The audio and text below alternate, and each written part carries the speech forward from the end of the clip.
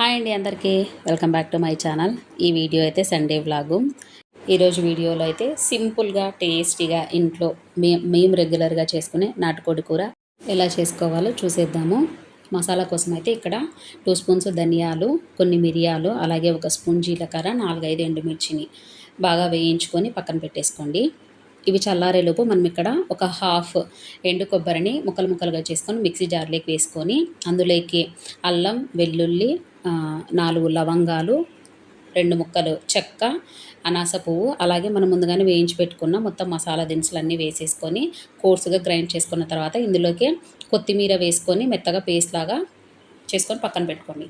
ఇప్పుడు స్టవ్ పైన కడాయి పెట్టేసుకొని ఆయిల్ కొంచెం ఎక్కువ పడుతుంది. ఎక్కువ వేసేసుకున్న తర్వాత ఆయిల్ హీట్ అయిన తర్వాత మనం నాటుకోడిని వేసేసి టేస్ట్కి తగ్గట్టు ఉప్పు, పసుపు వేసి ఒకసారి మొత్తం మిక్స్ చేసి మూత పెట్టి ఒక 10 మినిట్స్ ఆయిల్లోనే బాగా ఫ్రై అవ్వనివ్వండి.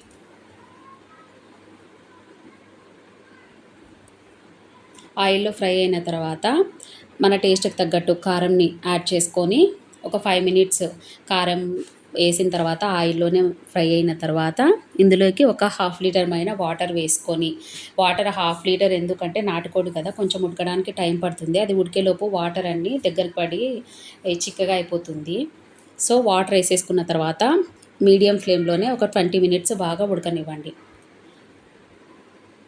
20 మినిట్స్ బాగా ఉడికిన తర్వాత మనం ముందుగానే పేస్ట్ చేసి పెట్టుకున్నాం కదా, ఆ పేస్ట్ని మొత్తం వేసేసుకొని మన చికెన్కి మొత్తం పట్టేలాగా మిక్స్ చేసుకొని మూత పెట్టేసి మళ్ళీ ఒక 20 మినిట్స్ మీడియం ఫ్లేమ్లోనే ఉడకనివ్వండి. చూసారా దగ్గరికి వచ్చేసింది. ఫైనల్గా చాప్ చేసుకున్న కొత్తిమీరని వేసేసుకొని మూత పెట్టేసి ఇంకొక 10 మినిట్స్ సిమ్లో ఉడికిచ్చేసామంటే మనకు చికెన్ రెడీ అయిపోతుంది. మేము ఈరోజు నాటుకోడి కూరకు కాంబినేషన్గా అయితే తెలంగాణ స్పెషల్ బగారా రైస్ చేసుకున్నాము. ఈ రెసిపీ వీడియో ఆల్రెడీ నా ఛానల్లో ఉంది. ఎవరైనా చూడకపోతే కింద లింక్ ఇస్తాను, వెళ్ళి చూడండి.